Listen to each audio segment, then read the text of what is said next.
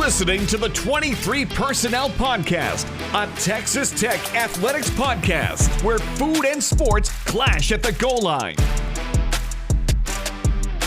Here are your hosts, Spencer and Michael. All right, what is up, everybody? Welcome back to another episode of the 23 Personnel Podcast. This is your host, Spencer, joined by Michael. Michael, what's up, man? Take two. Let's go 1-0 this week. Let's go. What do you say? Yeah, man. Yeah. Texas Tech has a chance to win their second homecoming in a row. See, I get that joke this time.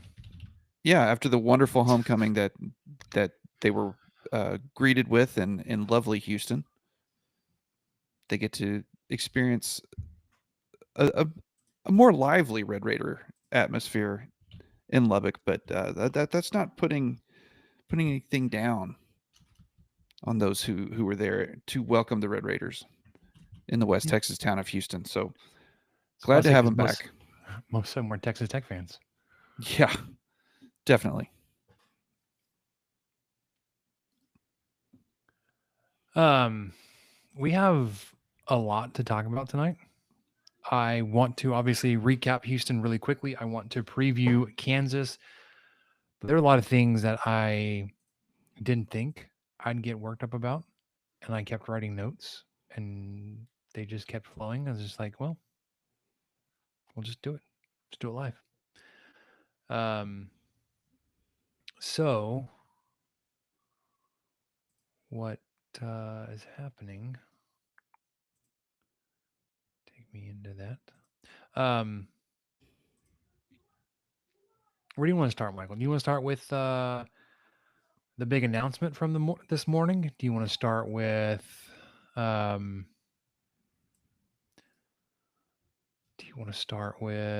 final thoughts from Houston? I want to go big announcement just because I think there's not a ton to say here. So do you want to share the big announcement? Sure. Texas Tech Athletics, and it's only for the athletics, are rolling out a new logo. Entirely new look. Or what did Gio say? He said, it's going to take me too long to find it, I bet. Essentially, it was an entirely new look. And I said, you know what? As somebody that works in marketing, I understand like who wrote that, but also with it being based on a throwback, nothing is entirely new. Anyways, so it's a flattened bevel-less double T logo.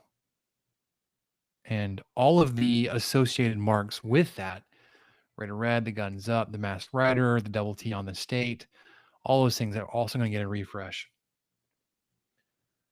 Any of it new? No. Updated? Yes. But in the sense that they're all newer versions or refreshed versions of old ones. Groundbreaking? No. Do olds love it? No, they hate it. I'm caught in the middle because I don't really care for it. I don't hate it. I'm not like in the crowd saying, "What are we doing? We're destroying our look." We're the Red Raiders. We should wear red. That kind of group. I know Everyone's favorite group. I know I've been told I don't know ball, I don't know uniforms, I don't know looks. And when I say I don't really care for this, like people just dismiss it. I guess I'm okay with that. You can dismiss my opinions. I don't care. It is a major undertaking and a big deal, but like also like it just doesn't move the needle for me. I don't really care. Just win flat double T. It's not even that. Like I don't get it. I don't understand everybody's love for it. I like the.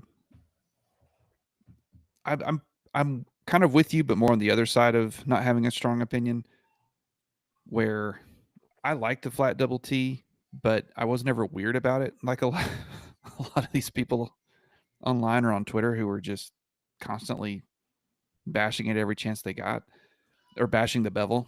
Which, all right, okay, but I do like how clean it looks. I like the white outline on the red, especially. I know they showcased a lot of different combinations.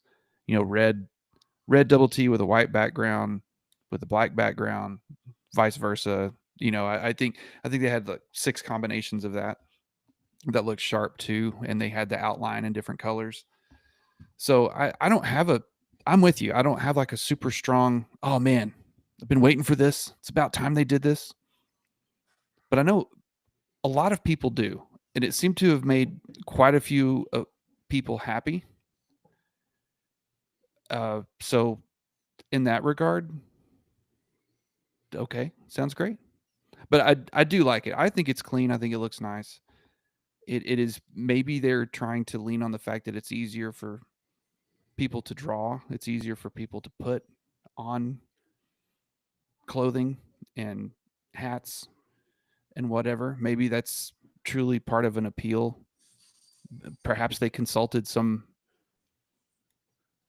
logo people who are tasked with putting these things on various shades of nylon and whatnot, and said, you Did know, well, you what if we change it? What if we change it to just this? And they all went, oh my gosh, it'd be so much easier. It'd be great. uh, did you watch that video they put out, the The 8-minute helicopter whatever? video. No, no, it was like an 8-minute where they interviewed the design firms that were all involved with it. Oh gosh, no, I did not watch an 8-minute video about the logo. So it was like as part of the release.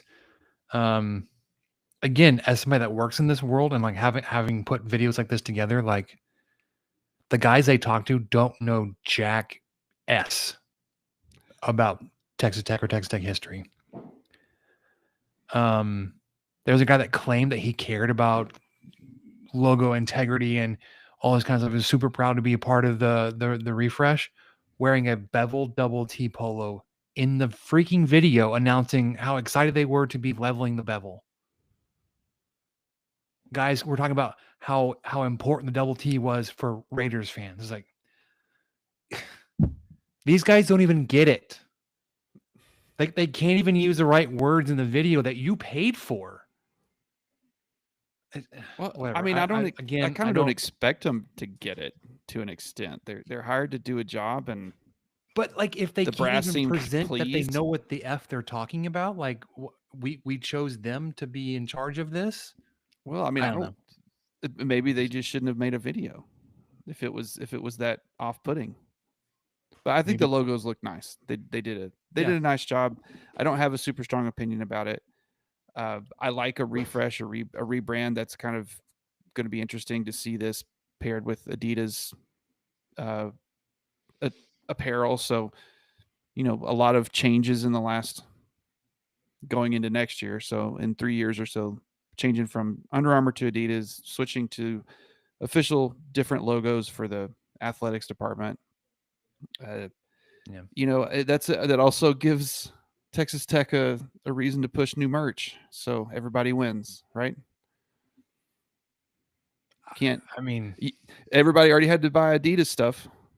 Look, yeah. I've got one on right now. Yeah. Actually, I just bought one shirt. I've only bought one, but I know a lot of people didn't. A lot of people are like, screw Under Armour. I'm buying $500 worth of Adidas stuff. And they did. And now it all has the beveled logo on it. You fools. Gotta What have you buy done?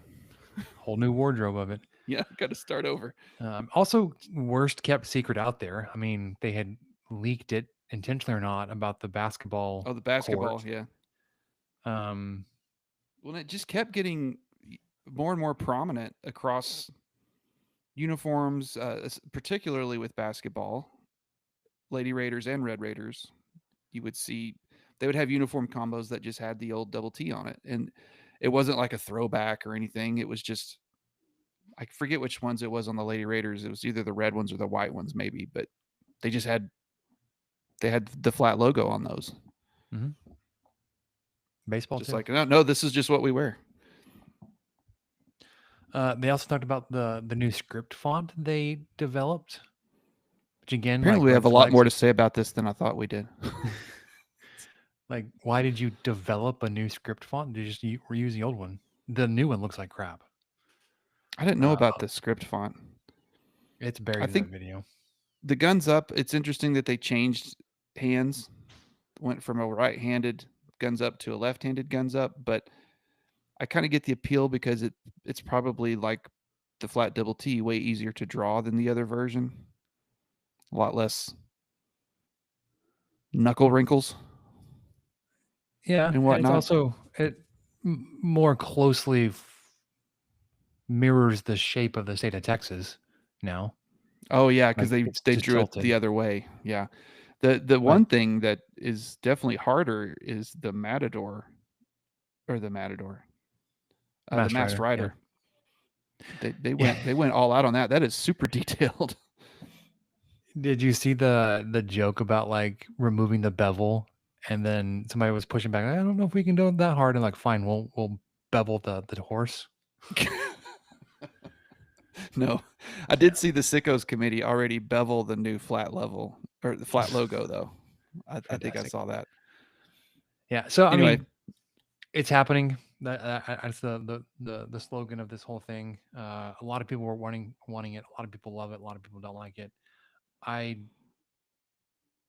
don't hate it, but I also have some glaring questions and red flags that went off in my mind, with the choices of who you used to present this. I don't know. There's just like, with all the time, effort, and money you put into this, you didn't vet these guys better, or when you edited the thing together, you're like, we really don't like how he said that this was for Raiders fans. Nobody, no Texas Tech fan calls himself a Raider fan. Like, that's just that's the three fingers in Inglourious Bastards kind of thing. Yeah. Except Anyways. for the only way we allow it is if you're screaming it so loud during a post-game interview versus Oklahoma that the Oklahoma player can't even get through the interview, and you just that's fine. Yeah, it's only used. I don't think anyone is like, well, he didn't say go Red Raiders. Everyone, we're with you, guy. We know all about that. But yeah, just in general. So are you a fan of the Texas Tech Raiders? The what? Who are you? Yeah. Did you fall off a turnip truck? The Raiders. What is this, Vegas? Let's move on. We spent too much time on this, and I'm in that kind of mood tonight. So like everything, the rankings talk is going to be a refresh of this fire here in just a minute. But let's talk about Houston for a second. A diatribe. I thought you were talking about my Diet Dr. Pepper. I guess. No, is it the cream soda one?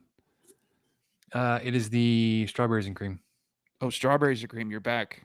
I finally found strawberries and cream. It was out for a while. Mm-hmm. A friend of ours had the cream soda one and was That's just good. pretty enamored with it. And I knew that you tried it, and it's in our fridge. It's in the rotation. Mm-hmm. The strawberries and cream one is overtaken that one. Texas Tech wins this past weekend in Houston, 35-11. Now Texas Tech's fifth 24-point or greater margin of victory on the season. The only team to have done that. It's a line that finished at 12.5 points. Texas Tech doubled that up. I will take credit for being closest on our predictions here. I had Texas Tech winning 37-9. Man, it was 4 total points off. That's really good. I didn't think Houston would score a touchdown. I was wrong. On a I wouldn't say busted coverage or broken play. It was man coverage, and the defender fell. He didn't dive, he fell. So I got that wrong in the post-game instant reaction. Brennan Jordan fell. That was the lone touchdown they gave up. Okay. So they scored on 2 possessions on the night, a touchdown plus a 2-point conversion, and then a field goal. Michael, you had them at 41-17. Your keys to the game were spot on. You said Wegman gets his first interception of the year, maybe 2. Check. And run the dang ball. Check. Which we did. Yeah, had 2 running backs with over 5 yards per carry average throughout the night. And that was on several carries. So it wasn't just a, chunk play here or there. No, The like, other I thing, don't think that there was a chunk rushing play. The big play you got from a running back was in the air. right. And even that was a completion at or near the line of scrimmage that he then took 70 yards. And my 41-17 would have been even closer if Texas Tech hadn't decided to just run the clock out the last 7 minutes inexplicably. Did you watch any of the Monday press conference? I did not. I saw that you had a bunch of Leftwich loved that. Ugh. Unfortunately. Why did he think it was just demoralizing? I guess. I mean, I guess that's a way to be demoralizing. It's also better? demoralizing to Points. get in the dang end zone when you've had trouble getting in the end zone. Maybe do that. I do know that like there are some fans of this game of football that it means more if you demonstrate you can score, but then don't.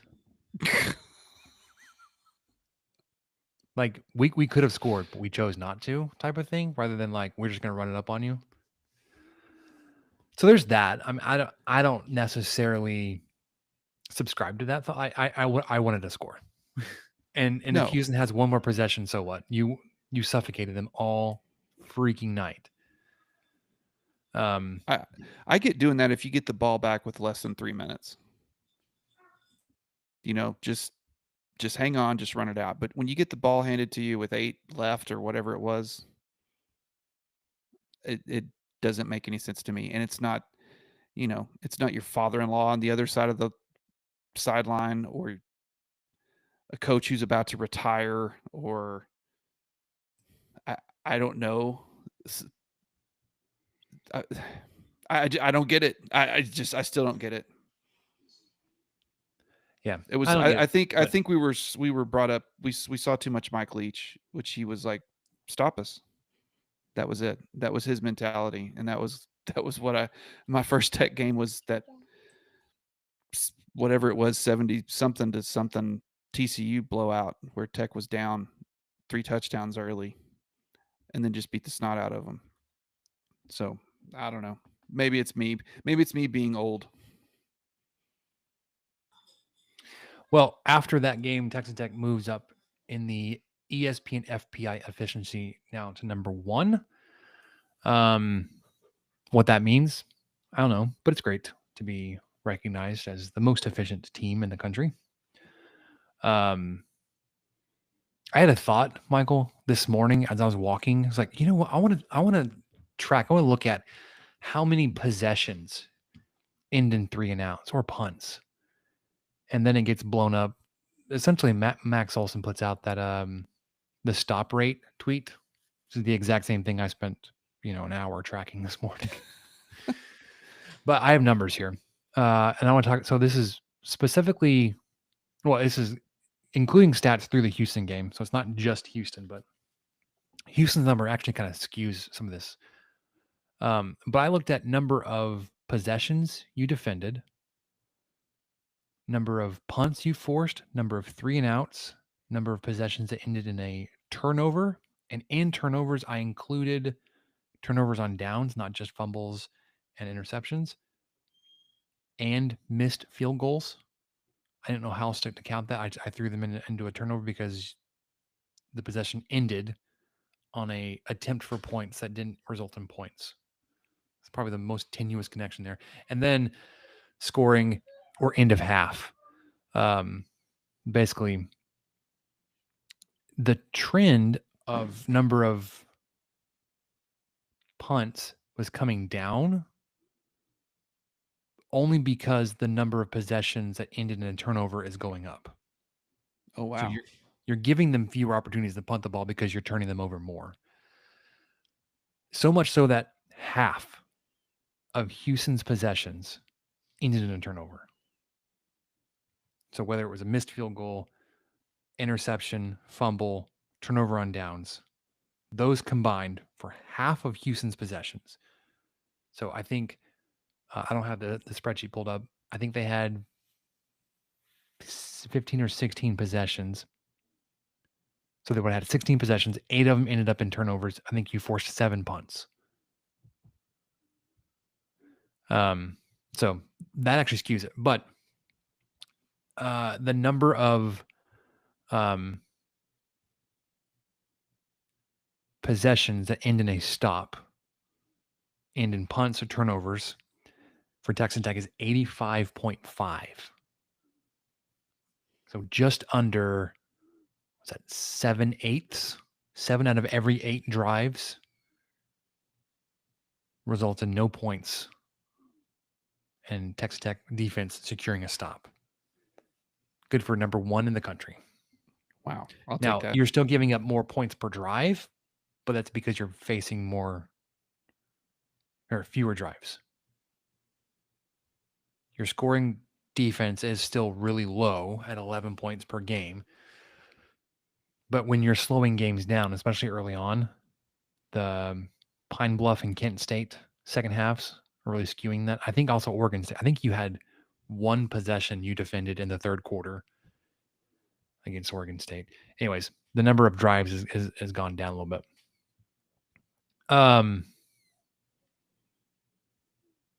The defense in general. Sorry, defense on Saturday. The PFF grades came out and it was just ridiculous. It was much better than even I thought. Highest graded defense in the country this past weekend at 94.9.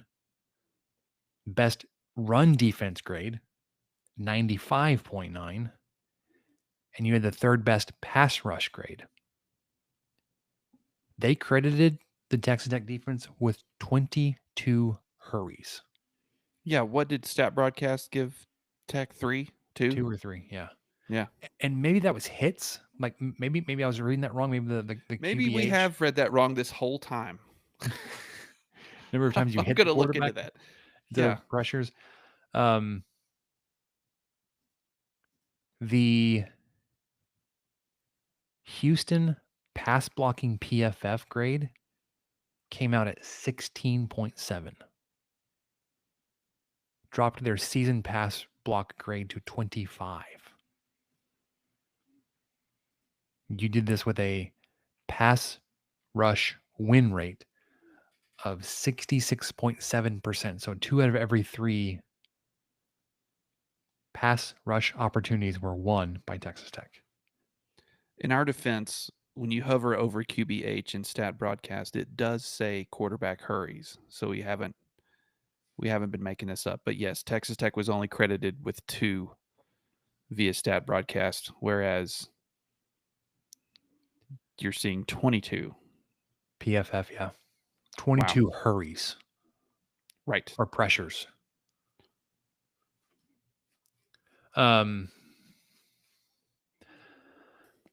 Houston had a negative 1.221 EPA per pass, which was the worst EPA per pass number for any team in the country all season. And it was the worst ever for a Houston offense in the PFF era. Yikes. J-Rod, Jacob Rodriguez, had himself a game.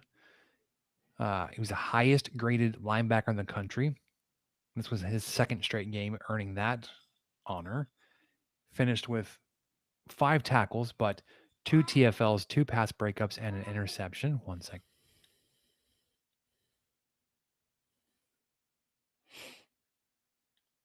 Sorry, I've got little ones coming in here every couple of seconds. Well, I've got the screen really narrow, so I can only see you, but I see your head turning. So I had a feeling that was going on. Yeah. And then David Bailey, he finished with a 92.8 PFF grade, 91.8 pass rush grade, again, which means his run defense grade was higher. If his overall grade was 92.8 and his pass rush was 91, he was credited with 11 pressures. So half of the pressures from the game came from David Bailey. 2 sacks, 3 hits, 48% pass rush win rate, 48% pressure rate, leads the nation in pressures. That's crazy. That's reading as half the time he's out there, he's pressuring the quarterback. Is that how I'm reading that? Yeah. Man. And then if you look at the, Jeez. did we really get beat that bad? The net success rates in week 6, Texas Tech is a little higher than halfway on the positive side, on the right side of that graph.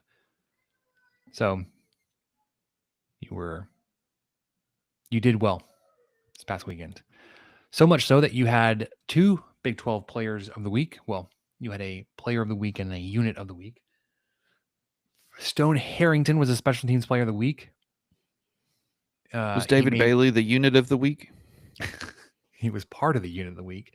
Oh, Harrington made a trio of kicks in Texas Tech wins in Houston as part of a kicking operation. This is from the Big 12 release. Set a program record with 5 field goals on 7 attempts, too. You could have really set that higher record. His 3 field goals were from 23, 26, and 26, while booting 5 kickoffs for touchbacks to limit the Cougars' return game. Harrington's kickoffs that were returned had an average starting position inside the 20. And the Texas it's kind of interesting. He missed 2, right? Yeah. They were longer. I remember they were like 44 and 52 or something like that. They weren't gimmies by any chance, but kind of interesting that he was the special teams player of the week. He went 3 of 5. And he went 3 of 5. Yeah. Yeah, his 3 field goals were all essentially extra points. And the Texas Tech defensive line was the defensive line of the week. They are, and the release says the defensive line posted a banner performance in the Red Raiders 35-11 win at Houston, holding Cougars in just 267 yards of total offense, tallying 22 total quarterback pressures in the game, recording 2 sacks, 2 interceptions, and a forced fumble. Finished the week ranked 9th in FBS in total defense, which total defense is not like the best measure. But I think we've also said that on teams that like had really bad defenses. Like, oh, the total yards given up is not that big of a deal. Well, you held another opponent under 300 yards. The 22 QBH though, they subscribe to the PFF as well. Apparently. All right. And then this other tidbits from the Big 12 weekly press release I wanted to share. BYU, Texas Tech, and Utah each have a scoring offense and scoring defense in the top 25 of the FBS. Texas Tech ranks in the top 5 of both.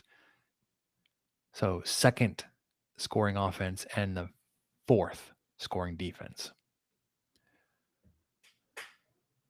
I don't remember the exact cutoff, but I think it was in the playoff era. Every team except for Clemson last year was top 40 of both in the year they made it. You're top 5 of both. Texas Tech is the first Big 12 team to start a season 5-0 with an average margin of victory of 37 points per game since the 2015 Baylor Bears, who won their first 5 games by an average of 42 points. Cincinnati tied for 1st, Utah tied for 6th, Kansas State tied for 6th, BYU tied for 11th, Kansas tied for 16th, and Texas Tech tied for 19th. Give the Big 12 6 programs in the top 30 nationally and fewest sacks allowed, the most by any conference. So Cincinnati, hello.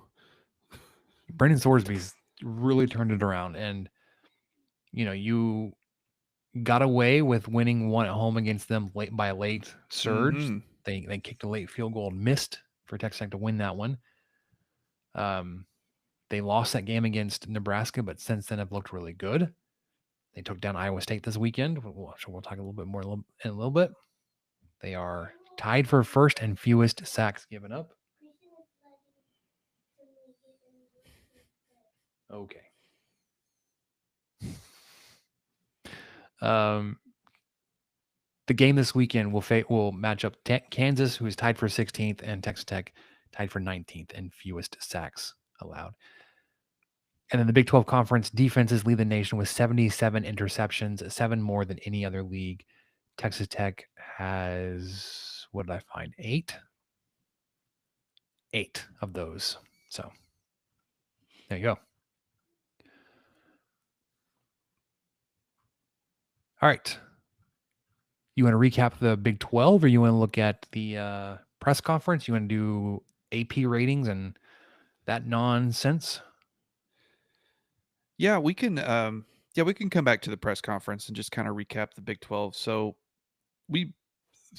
I think maybe the first time, definitely this year, but the first time in a long time in the history of the Instant Reaction podcast, all of the games were final when we were recording this weekend. So just to recap on those, the Friday, West Virginia went down to BYU 38-24. Saturday, Iowa State lost this is a lot closer than it sounds, a 38-31 match at Cincinnati. Cincinnati led, I think, 31-7 at some point. Mm-hmm. Kansas State, oh my goodness. That game was wild. They were down 31-17 and ended up losing 35-34. There was a pick six involved at Baylor. I don't think I even said who they played against. So Baylor pulled out the win there with tens of people in attendance. Oklahoma State at Arizona. Oklahoma State's free fall death spiral is continuing, and it seems to be getting worse. I hate to see it. Hate to see it. You fire the best coach you've ever had, and just you lose 41-13 at Arizona. Kansas at UCF. We may talk about this a little bit more. I don't know if I'll have as much to say about this one. They get the dub in Orlando, 27-20. Colorado at TCU. TCU takes care of business. Doesn't cover, though. Just so close. The line was 14.5. TCU wins in Boulder versus the Buffs, 35-21. Yikes. Close, but not close enough. Arizona State and Utah were off last week. The other kind of notable games we wrote down, Big Nooner was over in Ann Arbor, Michigan, because they like to go there any chance they get. And they saw Wisconsin go down to the Wolverines 24-10. Game Day traveled to Tuscaloosa because they like to get there any chance they can get. And Alabama won 30-14. It was, I think, a one-score game going into the fourth quarter. Alabama kind of finally took over a little bit towards the end. Clemson beat UNC Tar Heels like a drum at their house. Win. Yeah. Yep.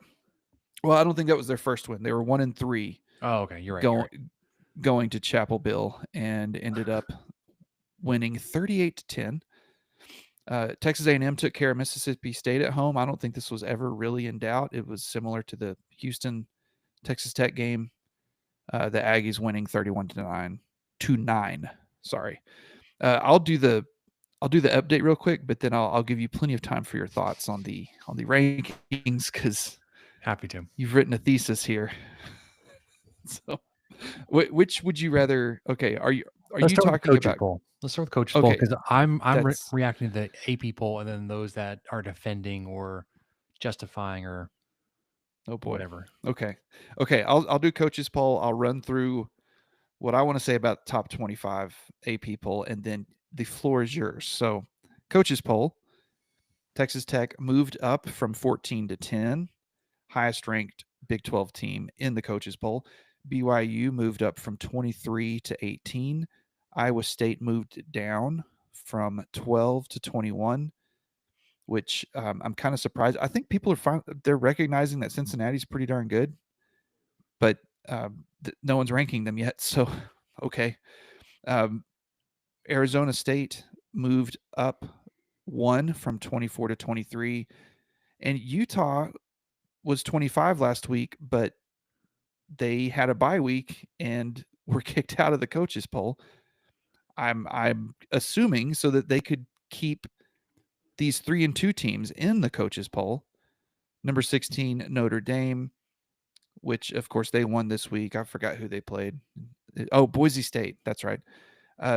Coaches poll still has Texas in there, despite losing to an unranked Florida pretty handily. And then Penn State losing to a winless UCLA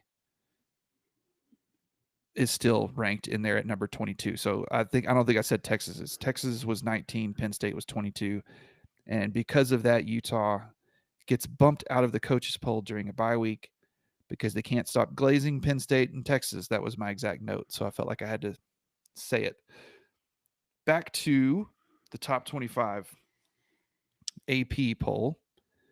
Yeah. Where Texas and Penn State are nowhere to be found. Good job, AP poll voters. They got bad that job, right. coaches. Yeah, bad job, coaches. So Tech moves up from 11 to number 9. We talked about that a little bit on the instant reaction. Stuff would shuffle around a little bit after Penn State and Texas lost, and they did. Kind of what we thought would happen happened. I think I projected Georgia jumping ahead of Texas Tech. We thought that was a possibility. Yeah, but Texas Tech still coming in number 9 or number 10. So Georgia did not leapfrog Tech. You did not move up as high as I thought you may, but that's okay. I'm okay. Like, despite what I'm about to rant about, I'm actually okay with where Texas Tech is. I just think like the justifications and all the narratives around Texas Tech when they say Texas Tech deserves to be here for X, Y, and Z. X, Y, and Z are all wrong. But so I don't know if it really matters. But okay, let's go on. So as far as the rest of the Big 12 in the top 25, BYU continues to climb. They move from 23 to 18 after their win against West Virginia.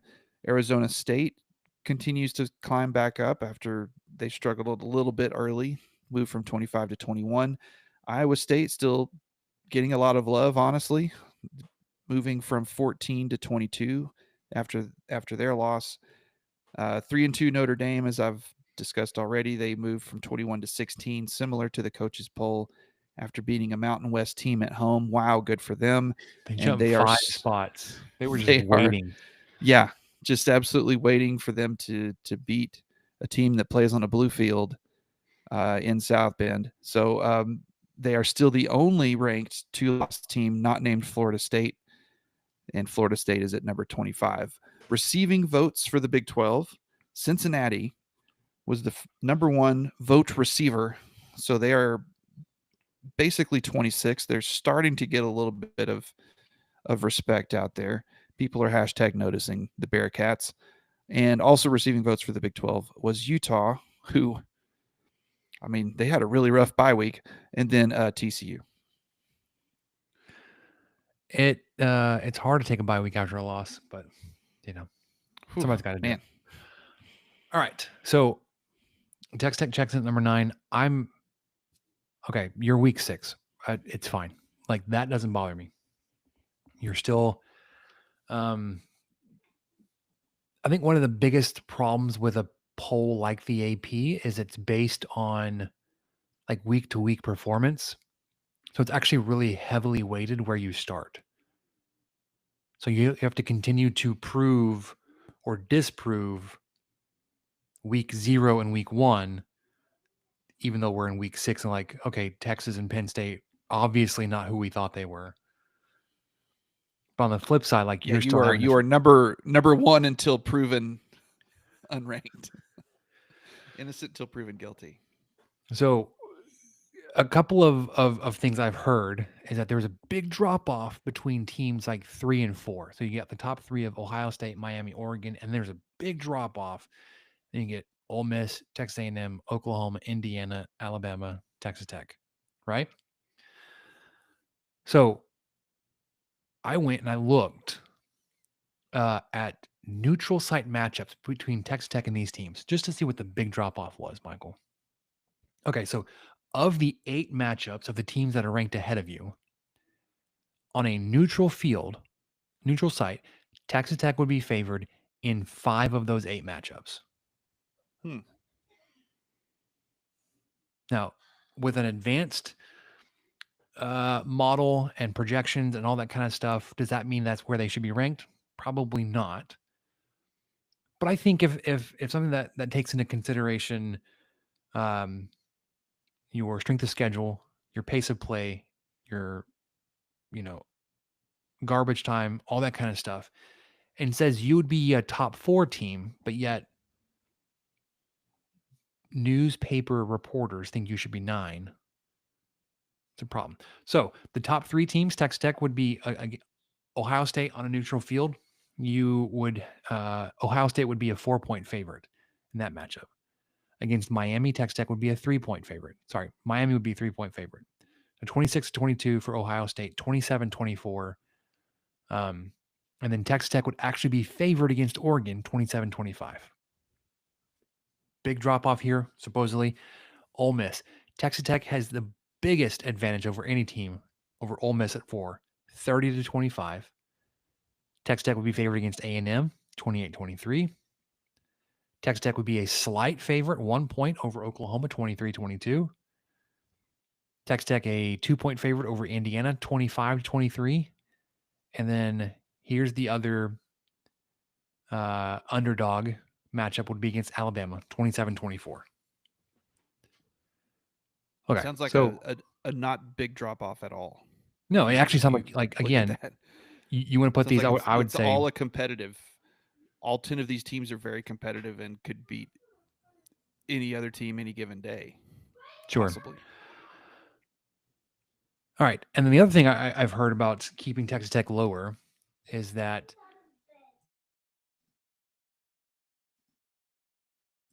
all right. I may be starting to believe in Texas Tech, but I want to see them play someone. I need to see it against better competition. Oh, yeah? You want to see Texas? Like, okay, but what about everybody else? Ohio State? Let's talk about their schedule, Michael. They've had unranked Texas. At the time they were number 1, obviously fraudulent number 1. Grambling, Ohio, Washington, Minnesota. Oregon. Really? Okay. Their schedule: Montana State, Oklahoma State, Northwestern, Oregon State, and unranked Penn State. Penn State was not Oklahoma unranked State at and that. Oregon State are combined like 1-9, aren't they? Yeah. Miami, actually 1-10. decent schedule. So, okay, sure. I can stand by Miami's schedule and their results. Yeah. Number 16 Notre Dame, Bethune-Cookman, 24 UCF, Florida, number 25 Florida State. These are current rankings, not at the time of the matchup. USF. UCF, yeah, USF. You're right. Sorry. Ole Miss, their schedule: Georgia State, Kentucky, Arkansas, who doesn't have a coaching staff anymore, Tulane, number 11 LSU. Texas A&M, UTSA, Utah State, Notre Dame, Auburn, Mississippi State. Oklahoma, their schedule: Illinois State, Michigan, number 15 Michigan, Temple, Auburn, Kent State. But somehow they get the benefit of like, oh, look, their schedule. They've played nobody. They played number 15 Michigan. Well, that's their current ranking. I don't want to play favorites here and say, well, Texas Tech went and played number 16 Utah. At the time they were 16. They're not currently ranked. Indiana, the biggest fraud on this list, Michael. They have 2 FCS teams on this list: Old Dominion, Kennesaw State, Indiana State, number 17 Illinois, Iowa. But does anybody say, I want to see Indiana prove it? No. They have 2 FCS opponents on their schedule, Michael. But somehow Texas Tech, when you see it against better competition. Yeah. Alabama, again, another team that I think has already proven their record with their schedule. I have no problem comparing our record to theirs, but Alabama is probably a pretty good team. 25 Florida State, UL Monroe, Wisconsin, 10 Georgia, 20 Vanderbilt. I then took some of those numbers and I did SP plus average opponent strength of schedule. For teams that you would be compared against, well, and women say they've absolutely done it, and Texas Tech absolutely has not. Oregon, their S&P strength of schedule is worse than yours. Indiana, worse than yours. Now, granted, I didn't know how to factor in FCS. Not all FCS opponents are treated the same. I ranked them as 140. It doesn't matter if they were Grambling or whoever it was that we played. Why can't I think of Kennesaw State. Old Dominion. They're all 140 on the rankings here instead of whatever. And then Oklahoma was close. They were at 80.8. You were at 90.4. Teams that were I was surprised they were as far up as they were. I made fun of Texas A&M. They actually have the strongest or the highest S&P rated strength of schedule at 47. And that's their average opponent S&P plus score. Ohio State at 65, Miami 52, Ole Miss at 75, A&M at 47, Alabama at 50. So again, like you want to say like, oh, I'll believe it when they play somebody real. Okay, say that same crap against Indiana or Oklahoma or Oregon. Oregon's strength of schedule is worse than yours. I think all that Oregon's getting way too much. There's the fact that they went to Happy Valley, the revisionist history on that, the rose-colored or whatever, the hindsight 2020 thing on that is it was more impressive that they survived the fans than the football team. And I think they're still getting way too much credit for that. I think they went to Happy Valley on a whiteout and won. I think that's still a talking point, and that may be true to an extent, but we have yet to see Penn State do anything impressive before or since. I don't know. I mean, that was just 2 weeks ago. A lot can happen. A lot can change in 2 weeks. Going Ask on the James Franklin. Losing to UCLA. So Yeah. they Ask have Mike Gundy. A lot can change quickly. They have a top 10 matchup this weekend. Oregon does at home versus Indiana. Fraudulently top 10, I think, because Indiana's not top 10. At least not with their schedule. Well, one thing I noticed too was during this week, I shot out a tweet. Texas Tech has just as many wins against ranked opponents as Ohio State, Oregon, and Notre Dame combined. The trick is that number is 0. None of those 4 teams have a win against a currently ranked opponent, including our Red Raiders. So yeah, because Utah's not currently ranked. But right. But you can only play who's on your schedule, and that's what Indiana will say. That's what Oregon will say, and whatnot. But it is not what the majority of the pundits will say. Yeah. All right. Well, let's get prepared for Kansas. Let's be locked into Kansas because rankings don't really matter. Weekly press conference. We're back. Just win. Yeah. Came in Monday morning. You've probably heard some of Coach McGuire's comments. He said he's excited to be back home. I'm excited for Texas Tech to be playing back at home. Excited. He talked a lot about the role and impact of fans at this game. It's going to be a night game. I think a lot of it, again, had to do with playing these 2 games on the road versus Houston and Utah, where they were struggling with pre-snap penalty issues. And he said, now it's our turn to be able to do that. I don't know if there was some kind of statement or warning from the Big 12 conference because Coach McGuire is very clear, like, hey, throw the tortillas once and then like let's lock in to just being loud. Like stop throwing the tortillas. Because I wonder if like it's going on for too long. Give me 1 second. Well, I do agree that having been to 2 of the first 2 games, I talked about it, I think, after the first one. There's people trying too hard. They're trying too hard to make it a thing. They're trying to make fetch happen. They're trying to make tortilla happen. It's not as fun as it used to be. It feels way more forced than it used to be because now we're sticking it to the man or whatever, and it just feels dumb.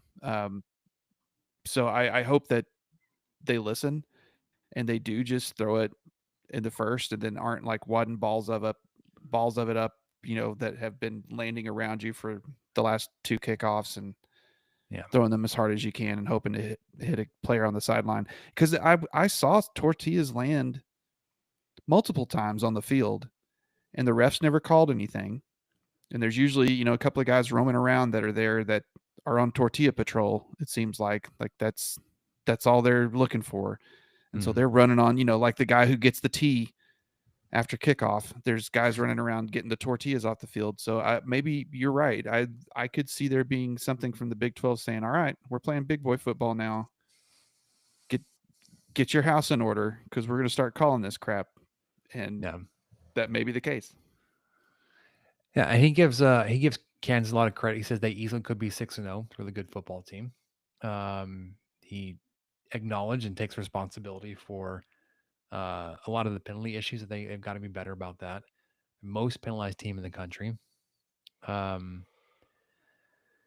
He indicated that there may be some changes into how the red zone offense is handled moving forward after this past weekend. He mentioned specifically about subbing into larger packages or putting in guys that aren't playing as much with the substitutions. He said we may have to cut some of that out. You were first and goal from the 1, had back-to-back pre-snap penalties, and then having to settle for a field goal on that drive. When he mentioned a couple of plays they had called in that had they ran it, they were expecting just to walk in with the way that the defense was aligning. Both times, from the 1 and from the 6.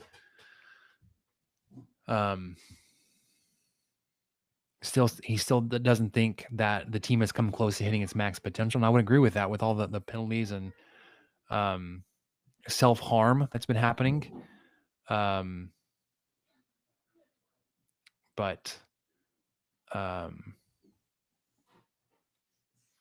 Talking about Daniels, he said he's a true dual threat quarterback.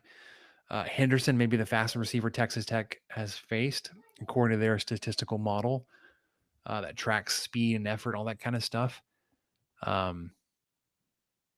He mentioned that not that it's like a service academy triple option type of wrench in preparing for that offense, but like they attack your eye discipline and your rules, your blind spots.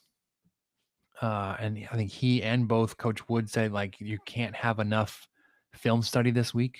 You can't do enough preparation and studying and learning about the offense, what you can prepare. We talked about like the triple option one direction with a tight end leak screen going the other direction. Like, how do you prepare for that? How do you defend against that? It's going to be difficult. It's a different kind of matchup in that they have misdirection and they window dress a lot of the stuff they're doing with pre-snap motion. And Coach McGuire talked about that.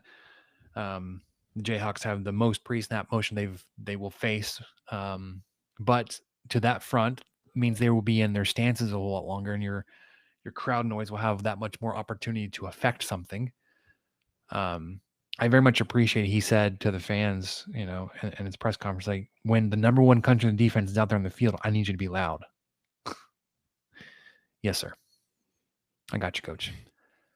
Yeah, I will not be there, but I will definitely be standing from my living room, getting behind the couch, as it were. Throwback to our Steak in the Plains days. Although I don't think we have a lot of third down issues as much these days. Did point out that Kansas does a really good job of taking care of the ball. And then they create a lot of defensive pressure. We'll talk about that when we do the matchups here in a little bit. The other cool thing that he mentioned I want to touch on was with homecoming specifically. They're inviting a lot of the Letterman winners back. And he said one thing he's really trying to do is get them to be there for the pregame speech and to be standing next to or paired up with the guy that's currently wearing their number. Oh, cool. So like, for instance, if Crabtree was there, like he would be next to Caleb Douglas. I'm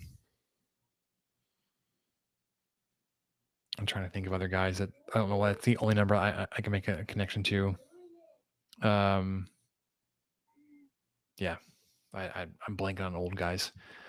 Anyways, also mentioned if Lonnie Edwards is going to be there, you need to stay out of his way because he probably still wants to be able to go hit somebody. Coach Wood, as is in his nature, had very few words. It felt like the questions he were at, like he was trying very hard to answer questions that he was asked. He wasn't offering up anything extra. But he mentioned specifically Jacob Rodriguez's attention to detail and work ethic are infectious. Again, he also echoed that they have plenty of things to work on: alignment, assignment, and leverage. He was complimentary of the transition from J-Rod to Curry when Rodriguez stepped out for the injury. He said he's been getting a lot of snaps there and prep there over the spring and summer, and that's essentially why he was pushed over to play star, was that he was not going to be breaking through in front of Rodriguez, but that's where he was doing all of his work. And of course, he's been doing so well out there at the star position.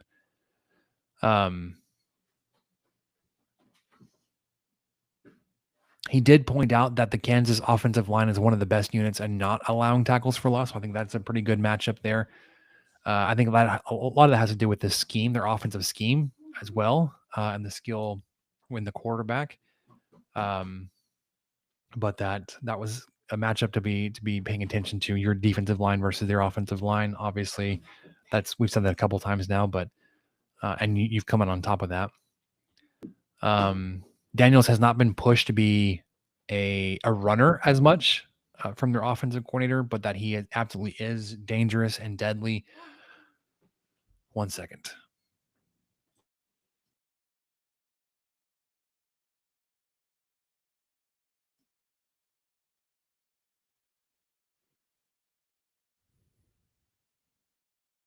Okay.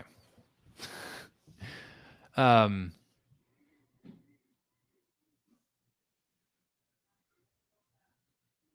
then he was also talking about the facing the offense that motions and shifts as much as Kansas does. And that, yeah, they do it to make more work for coaches and players to prep for it. And again, the players need to study and look for patterns.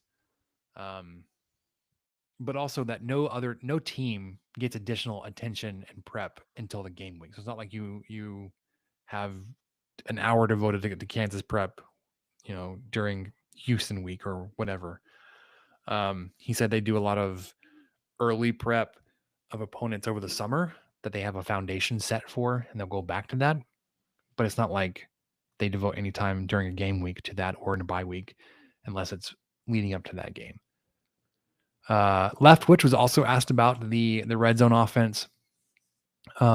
He said their self scout revealed a couple of play calls that he would rather have back. But obviously the execution needs to be better. Of course, mentioning the pre-snap penalties. Let's see. I'm trying to figure out which ones to. I think something that a lot of Texas Tech fans would have noticed had they heard this, or if they saw it on Twitter. Leftwich does not have a script coming into the game. He doesn't have openers. He doesn't have 15 plays he wants to run. He just says he goes in there and feel. I was like, that makes a whole lot more sense to me than saying, I have 15 plays I want to start the game with.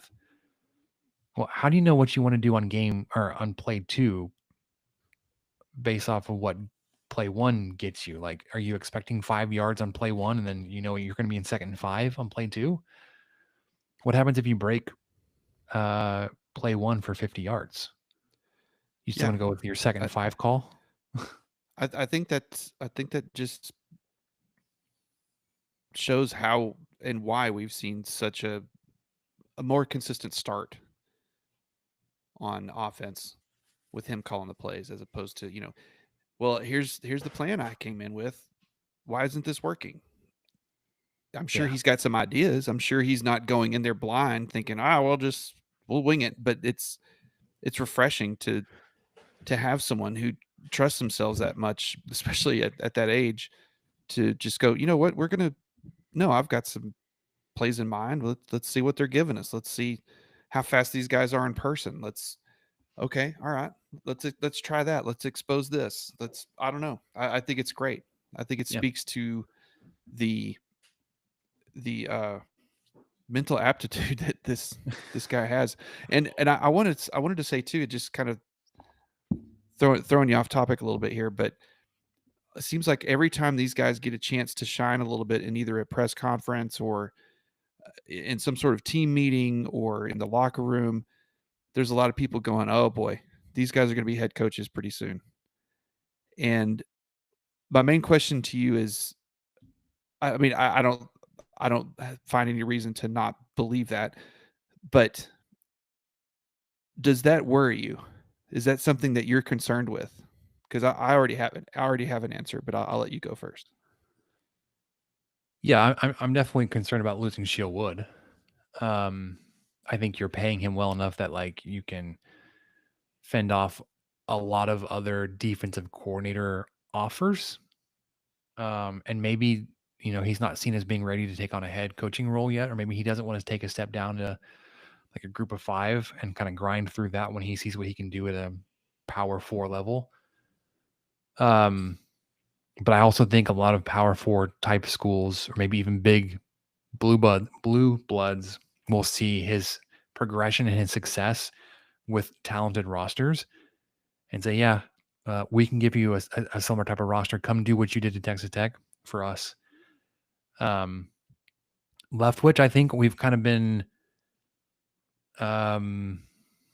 not conditioned, but more experienced with having an up and comer on the offensive side.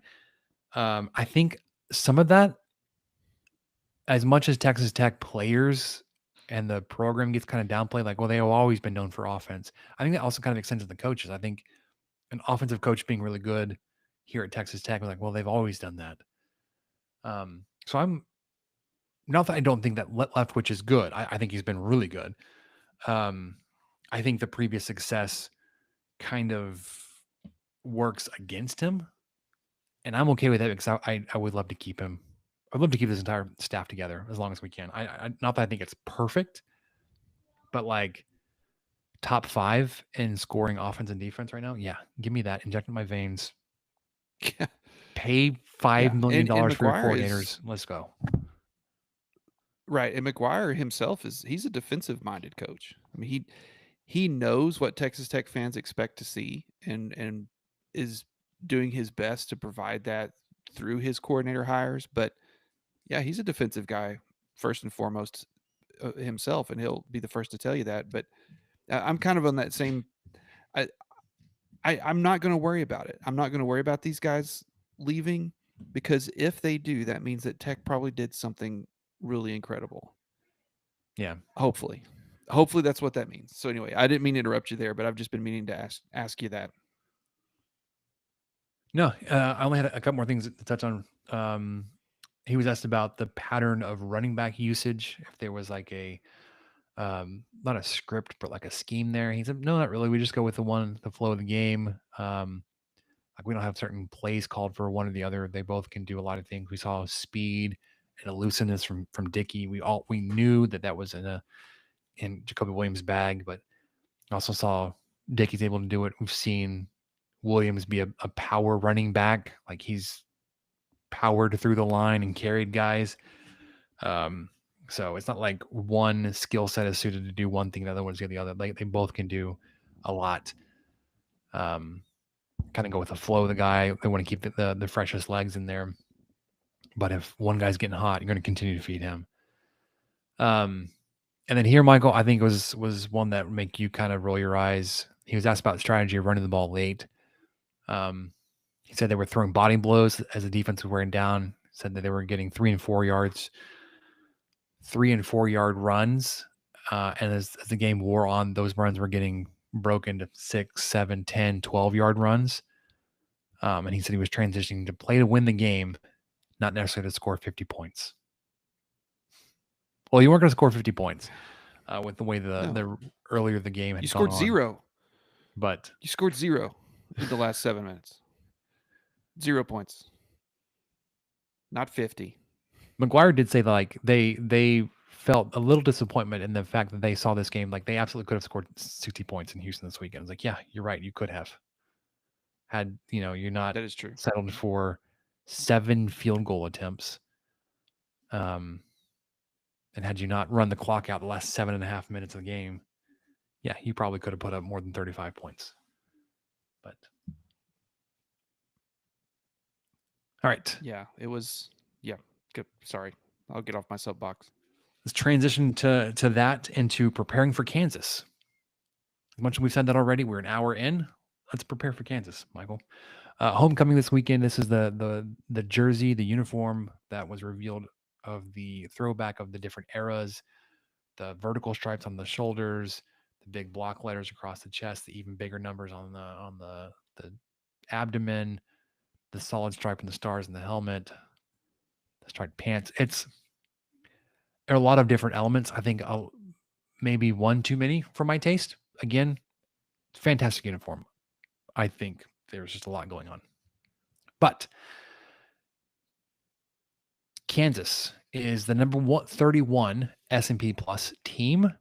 Texas Tech is number 4, previously 5, moved up. This will be a 6:30 kick on Fox. Kansas is led by head coach Lance Leipold. Texas Tech is the number 10 best home team, welcoming in the number 34 best road team. Last season, Kansas went 5-7 with wins against Lindenwood, Houston, number 17 Iowa State, number 7 BYU, number 16 Colorado. Those 3 ranked wins came in consecutive weeks. So even though they won only 5 games, they ripped off those 3 ranked wins in a row late in the season because they had also lost 5 in a row to Illinois, UNLV, West Virginia, Arizona State, as well as Kansas State and Baylor. So far, they are 4-2 on the season, with wins against Fresno State, Wagner, West Virginia, and UCF, and losses to Missouri and Cincinnati. Penalty-wise, Texas Tech is tied for 139th in the country at 9 penalties per game. Kansas is tied for 73rd at 5.7 per game. Offensively, the Jayhawks are number 20 in the S&P Plus, going up against number 11 defense. Coordinator Jim Zabrowski and Matt Lubick is the co-OC and tight ends coach. On the field, Jalen Daniels, I feel like we've been saying his name for forever. 6 foot 220 quarterback. He is completing 67% of his passes on the season, just under 1,500 passing yards, 16 touchdowns to 2 interceptions, and almost 10 yards per attempt. So when the ball goes in the air, they're chunky. 50 carries on the ground for Daniels, 239 net yards, almost 5 yards per carry there, and only 1 touchdown. On the ground, they are led by LaShawn Williams, a 5'10", 215 redshirt senior. They have a lot of really old skill players. A lot of redshirt seniors. LaShawn Williams, he's got 50 carries on the season. So both Daniels and Williams both have 50 carries. Williams has put up 314 yards, so 6.1 yards per carry and 5 touchdowns. Daniels is tied for first in carries, obviously. We said that in second in yards. And the other running back, a familiar name, Daniel Highshaw, 5'10", 220, another redshirt senior, 35 carries, 186 yards, still more than 5 yards per carry, and another touchdown. Through the air, this is the guy that McGuire specifically called out, Emmanuel Henderson, 6'1", 190. He's got 28 catches on the year for nearly 500 yards. It's 17.5 yards per catch and 4 touchdowns. Their elusive tight end, Bowden Gruen, 6'4", 240, senior, 12 receptions, 234 yards. That's 19.5 yards per catch and 2 more touchdowns. And then Cam Pickett, their third option, 6 foot to 200, 18 catches, 227 yards. That's 12.5 yards per catch and 3 touchdowns. They are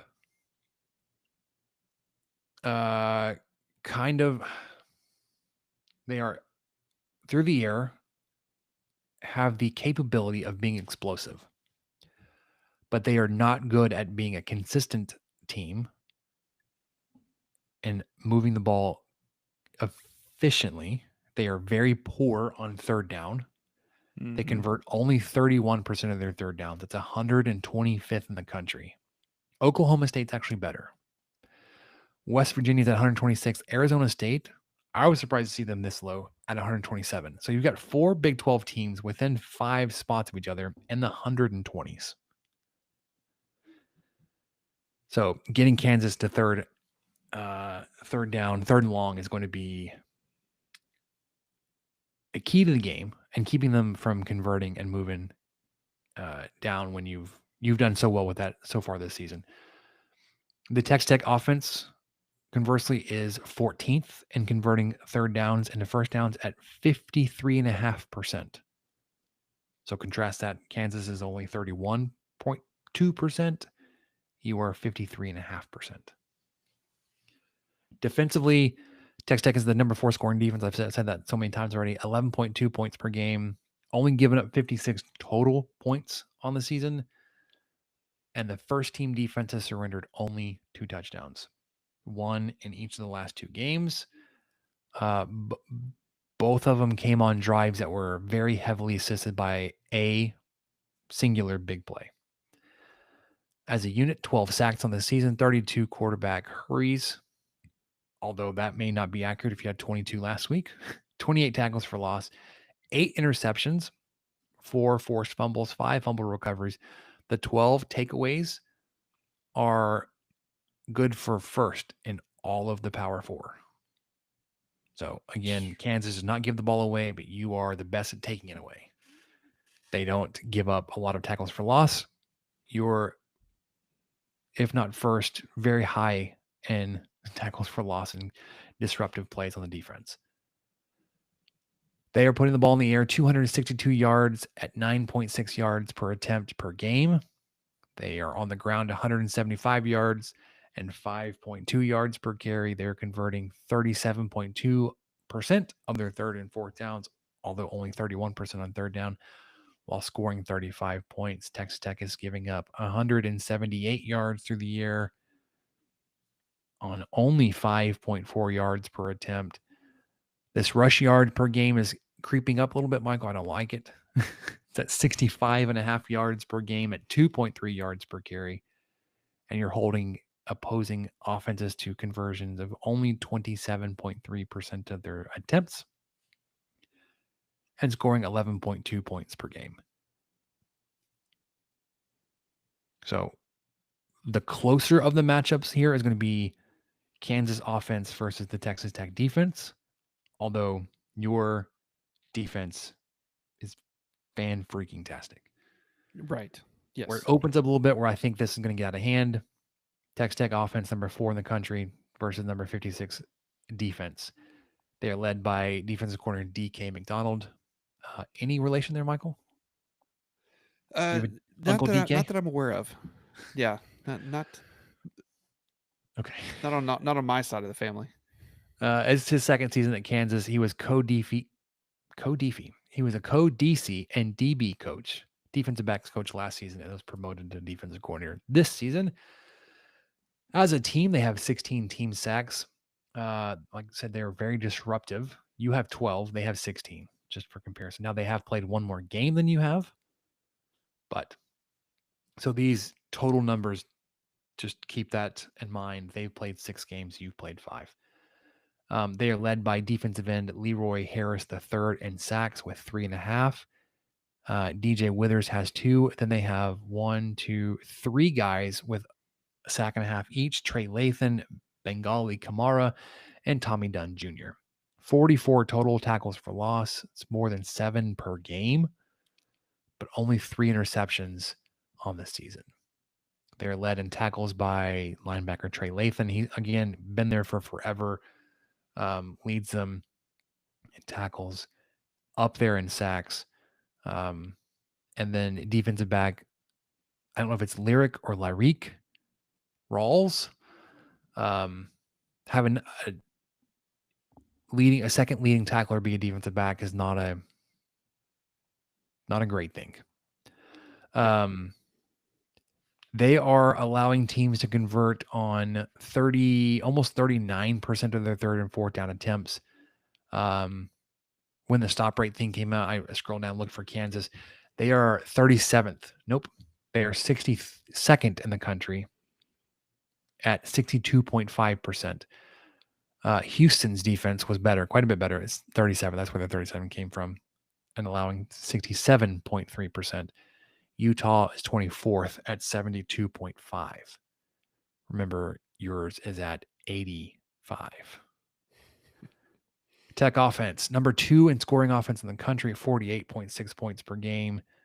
Baron Morton, so far in the season, completing just over 69% of his passes for 1,410 yards, 10.1 yards per attempt. What was Daniels? His was 9.8. 9? Yeah. 9.8. So very similar there. 12 touchdowns to 3 interceptions. Played in his first full game of the season in game number 5 versus Houston. Cam Dickey is your leading rusher, 71 carries, 336 yards, 4.6 yards per carry. Quietly, at least to my mind, 6 rushing touchdowns.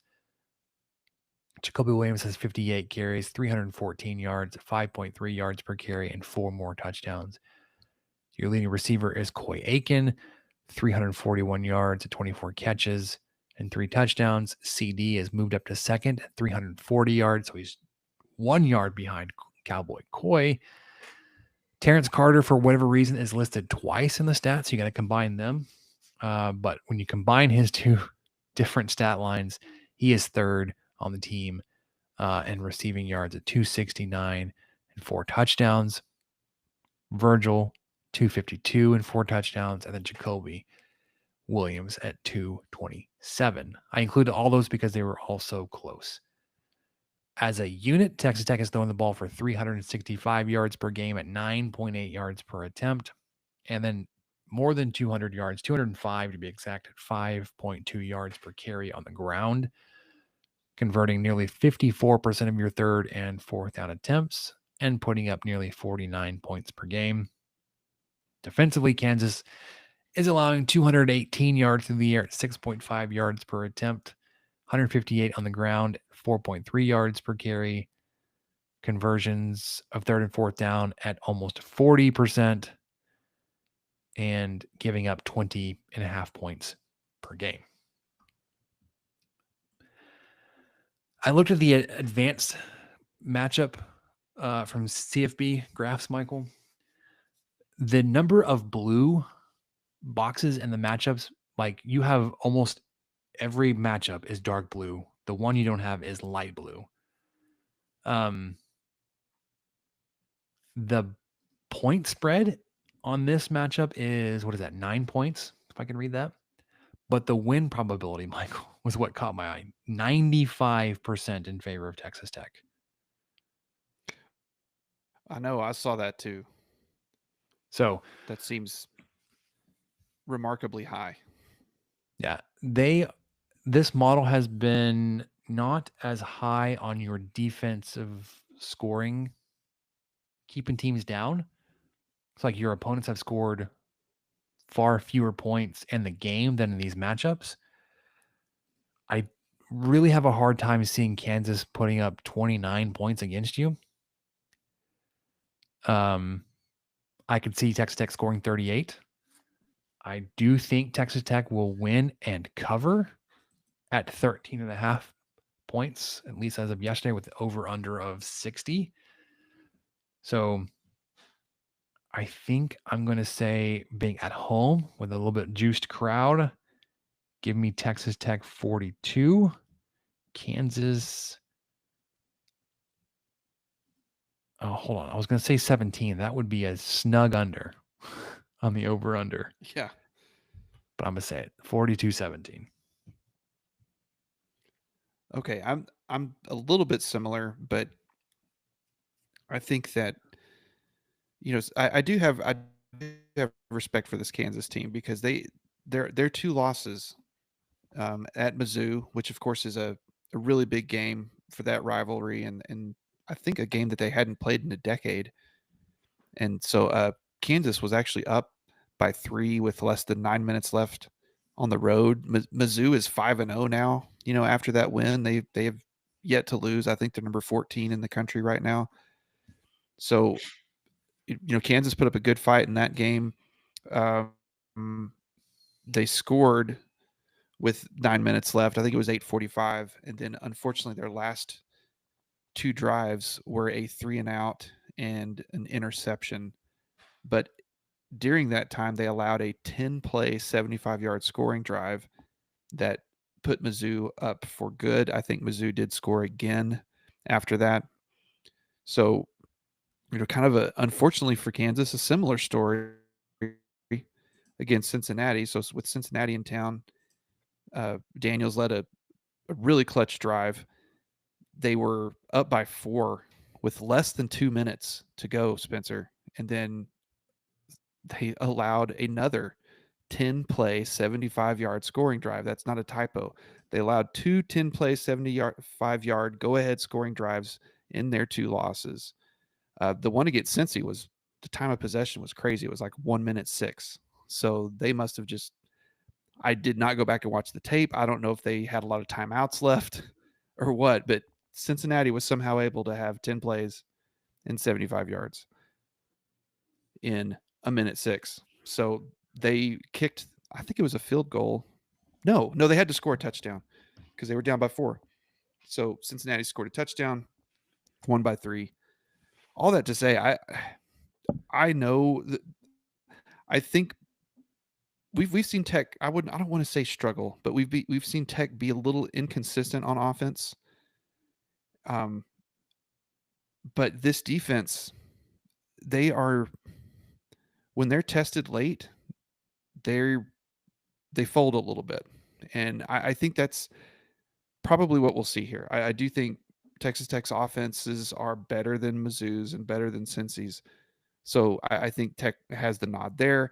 I also think Tech has the nod on defense when facing Kansas's offense, but I think Kansas is going to be able to score on us. I think this will be the highest scoring game that Tech has allowed yet this year, which isn't saying a whole lot.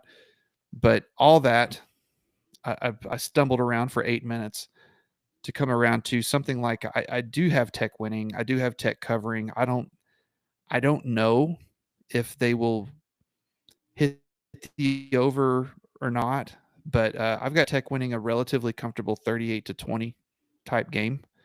I do think Daniels is a difference maker. That doesn't mean that our defense is going to play bad or look bad or necessarily do anything quote unquote wrong. I am a little bit concerned about the secondary. If he's not getting pressure, or more importantly and more likely, if he's able to avoid the pressure, then he's going to be able to look downfield and possibly find some blown coverages and some mismatches with those receivers that are averaging like 18 yards a catch. So I do think they'll be able to score,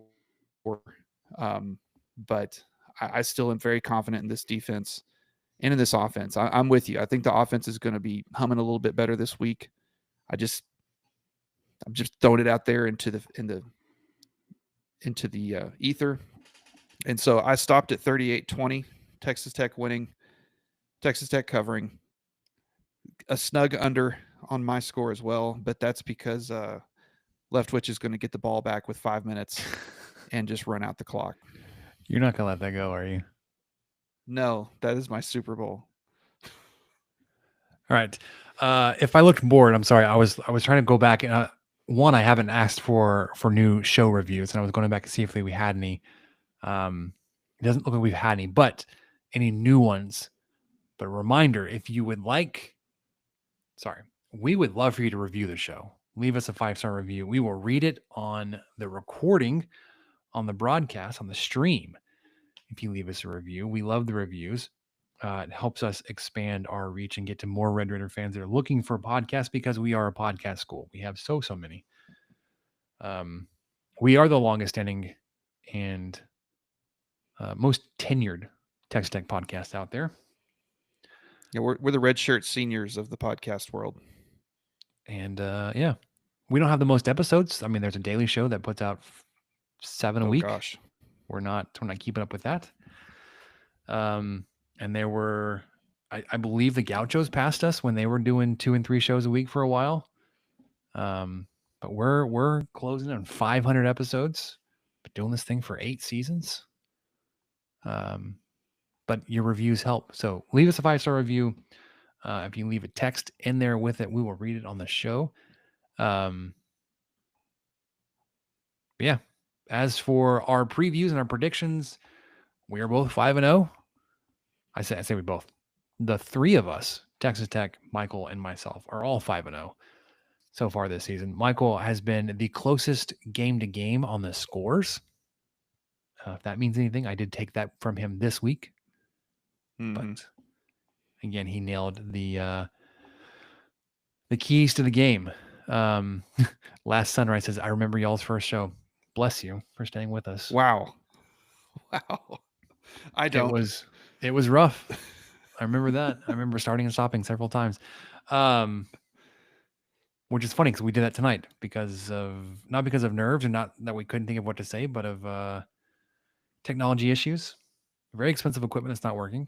So that's always fun to figure that out. Let's look around the rest of the Big 12 this weekend. Last week had a lot of really entertaining games. I think this week also will have just as much entertainment. UCF at Cincinnati Saturday morning, 11 a.m. on FS1. Cincinnati's a 11.5 point favorite. Man, this is a chance for Cincinnati to solidify itself as really coming in here. UCF has been back and forth a little bit, but I think if they're able to put their foot down here, they really kind of announce their serious to be considered here for a possible contender. Mm-hmm. Houston, 14.5 point favorites at Oklahoma State. Sorry, I was going to take Cincinnati there to win and to cover. Yep, I'm starting to become a believer in the Bearcats, so I'm putting my fake money where my real mouth is. Houston, 14.5 point favorites on the road in Stillwater. TNT HBO Max, 11 a.m. kickoff. I don't know how bad Oklahoma State is. I know they're bad. I know that Houston can be explosive because I saw it happen. And I just don't know what the mentality is for Oklahoma State. So give me Houston, probably just over, but give me Houston to win that one. I was trying to see what Weigman's injury update was. It looks like he's going to be coming back. I think Fritch not really said sure what the issue was. Upper body injury, quote. He was going through the concussion protocol. Okay. So, but even with that, I think they could put in QB2 and probably still cover. Actually not unfortunately. You know what? Y'all had a good run, Oklahoma State. It's your time to wallow in the mire with the rest of us. So, Houston, I'm going to take them to cover. Not like the rest of us. Just take your turn in the cellar. Iowa State, 3.5 point favorites on the road. I hate that we have a delay again. I don't know what's going on there, but Iowa State, 3.5 point favorites on the road at Colorado. Hopefully, I mean, I say this because I don't love the individual, the coach, but hopefully Coach Deion Sanders Prime, what do you want to call him, is recovering nicely from his procedure and will be back on the sidelines for practice and for this game. I wish him a much more speedy recovery than any of the Iowa State players. I would love to see Colorado win, and obviously this would be a cover for Colorado to win this one. So 2:30 ESPN. Give me Colorado here. I'll take Iowa State to be different, but I could see it happening. I mean, Iowa State fumbled around and they made a game out of it against Cincinnati, but true, it wasn't enough. So yeah, I'm still going to take Iowa State, even though I don't feel that great about it. I kind of wish it was -2.5, but I'll take 3.5. TCU 1.5 favorite at Kansas State. Purple on purple violence. Go Frogs. Go Frogs. Absolutely. Sorry, Kansas State. Good luck. BYU 2.5-point favorites in the desert at Arizona, 7 p.m. It could be entertaining, but give me BYU. Same. This feels questionably low, Sure. but I'm still taking BYU. And then the last one, I don't have no feel on this one. Arizona State at Utah. Utah's a 5.5-point favorite. It's 9:15 kick on ESPN. I want to take Arizona State with the points. I feel like if Utah wins this, they would win by 3 or 4. But that's kind of where my head's at. And I didn't realize how bad Arizona State was on third down until you mentioned it earlier. That's gonna be huge. I don't know who I want to lose more. Oh, that's a fair question. I kind of want Arizona State to keep winning. That way it'll look better when Texas Tech beats them. Not looking ahead. That's Obviously. next week. Next week, which it's a little bit further down, but that game time was announced earlier this week. I'm glad we haven't seen a 6-day window yet. Those are always frustrating. So very happy to share with you, in case you don't know, that Arizona State game on the 18th of October will be at 3 p.m. on Big Fox. That's 3 p.m. Central. I don't know what the heck Arizona's doing over there. It'll be 1 p.m. They're on local. standard time. Yeah, it'll be 1 p.m. in Arizona. but 2 p.m. in Nevada, and 2 p.m. in New Mexico, and 3 p.m. anyway, whatever. They're more like their California neighbors than their New Mexico neighbors at this point in the year. No, they just don't change. They're just like, no, standard time only. We will not live by your rules. Well, if that works for you. Makes it difficult to have a client in Arizona, I can tell you that. Yeah, again, I understand where you're coming from, Michael, wanting Arizona State to be doing well up until the point that you face them. I don't like any additional hits to that Utah win if Arizona State wins this one. So I was like, I don't know. That's fair. That's a good point. Does it? Are you roll? Is this that roll the dice scenario that I see in the Gaucho mailbag all the time? So you're not going to roll the dice. You're going to take the. You would prefer to have a win over a. Can they tie? A Utah team that beats Arizona State handily at home versus the chance to beat Arizona State after they beat Utah. I see. I think I understand it. Yeah, and again, I don't know if I want Arizona State confident or looking to bounce back. It's gonna be a tough matchup either way. Let's put it that way. All right, and then Baylor and West Virginia are off this week. Other big games this weekend: Ohio State at Illinois. Big Noon is making a return trip to Champaign, where they were there 2 weeks ago. Already back. Yeah. They got a timeshare in Champaign, Illinois.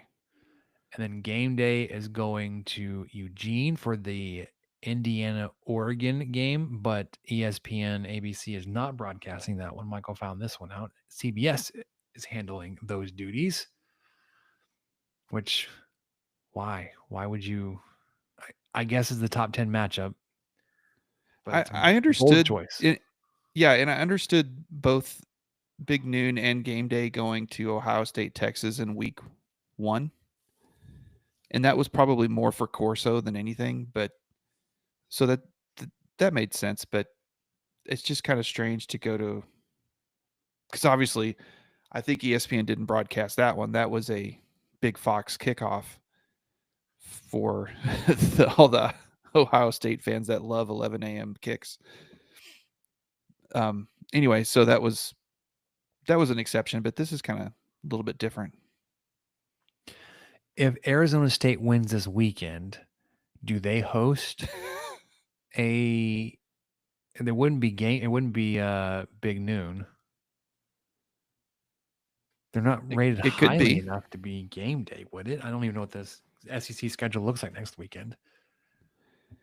Well, the game's already on Fox, so the show Probably could couldn't be do. Yeah, they probably wouldn't do in game Tempe. day on a Fox. Yeah, probably not broadcast. game day. We'd have to go back and see. Well, let me see what other. Let me see what else is. We are, by the way, for the record, we're not looking past Kansas. We just talked about Kansas for an hour.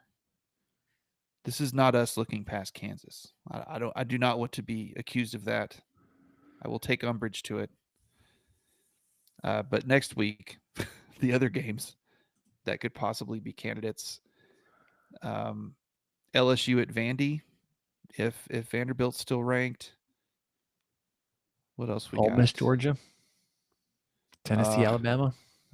They've already been to Georgia, but that's never stopped them as Yeah, they okay, go back to Champaign, Illinois. but look at that. Alabama kickoff time is 6:30 on ABC. That's almost guaranteed where game day is going next week. But hang on, who are they playing? Number 12, Tennessee. Well, that would have them going to Tuscaloosa in 2 weeks. Maybe they'll go to BYU. That wouldn't be bad. I know that's a game on Fox, but Utah coming to town, whether Utah's ranked or not, BYU likely will be. That would be a great environment, a great atmosphere. That might be a good place for game day. You know, it would be a great place for game day. It's Lubbock, Texas. Lubbock, Texas. On, I actually saw a Kansas. I saw a Kansas fan. I don't know where I saw it or who posted it or what, but the general thought from the fan was they wanted to apologize to Texas Tech for not holding up their end of the deal to have two undefeateds where, it would be likely that game day or somebody might be in Lubbock. They just were like, we're sorry about that, guys. That's our bad. Just a few plays away from making it happen. And they were. Saturday, November 8th. Game days come to Lubbock. Is that BYU? It's BYU. Bring it. Let's go. All right, the other notable game, I guess, Red River Shootout. Number 6, Oklahoma, possibly getting John Mateer back versus unranked Texas. Snooze. Yay. All right, let's do a soccer update, Michael. Okay, I'm pretty excited about this. So your Red Raider soccer team is 10-1 on the season. They are 4-0-1 in Big 12 play, which has them solely in first place. The second place teams, there's 2 4-1 teams behind you. So it's still close. Obviously, it's early. There's a handful of games left, but Texas Tech took down Oklahoma State and Kansas since we last recorded. Thursday versus Oklahoma State. Not one of the higher teams in the Big 12, only 4 wins coming in, 5 losses, 2 ties. They had yet to win a Big 12 game when they came to Lubbock and ended up going down 4-0. Texas Tech with a dominating win. Goals by Parsons, Blackburn, Strajewski, who I'll get to her more later. She had been a little bit quiet lately. She's still Texas Tech's goal leader, but had gone at least 3 or 4 games without getting one in the net. And also Elwood came in later in the game to get the score up 4-0. The offense was very aggressive on Texas Tech. They had 20 shots on the night. 9 of them were on goal. The defense, on the other hand, was playing just about as good as the gridiron defense over a few streets over here in Lubbock, allowing only 3 shots period, and only 1 on goal. So Faith Nguyen was pretty comfy back there. Didn't have a lot to do. But that changed on Sunday. So Kansas came to town. At the time they were, I think they might have been 8-2 when they came to town. I may have typed this later. But anyway, Sunday afternoon, Texas Tech won that one as well, 2-0. Both of the goals were by Zdrojewski. I have so much trouble saying her name. But anyway, incredible. The first one was an unassisted, just absolute laser beam from just outside of the box, and it was perfectly placed above the goalkeeper. The goalkeeper's hands are outstretched, jumped as high as she could, and it just snuck right in between the crossbar, and the tips of her fingers went in. Just an incredible goal. The second goal was actually an assist from Parsons. Parsons placed the ball so perfectly that all Zdrojewski had to do was just tap it in.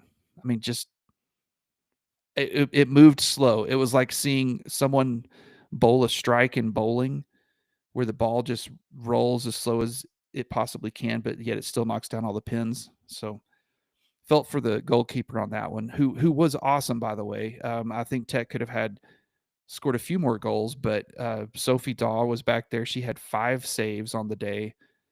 And on top of that, Texas Tech just had at least 3 shots where the ball hit the crossbar or the sidebar or something. They were so close to getting a few more through the net, but just weren't able to. Kansas obviously went in at halftime. I think it was 1-0 at halftime, and came out way more aggressive in the second half. Had 5 second half shots to their first half, where they only had 2. But, speaking of legit goalkeepers, Texas Tech has one there too. Faith Nguyen had 5 saves on the day, all of them more spectacular than the next. And so with that, she has only allowed 6 goals on the entire season on 91 shots. Of those 91 shots, 34 were on goal saves, and that's through 12 games. So just a few stats for the rest of the team. Zdrojewski still, she got 3 goals this weekend or this past week, and that got her back up to 10 goals and 2 assists on the season. Parsons is kind of gaining on her a little bit. She's second in goals. She has 6 with 3 assists, and Texas Tech still just dominating offense and dominating defense, and playing team ball. They have 32 total assists on offense, and they're only allowing 6 assists on the season from their opponents. They have 241 shots and allow 91 to their opponents. So that ball does not get very far once it crosses midfield, or to a point where Faith Nguyen has to start working or worrying about it.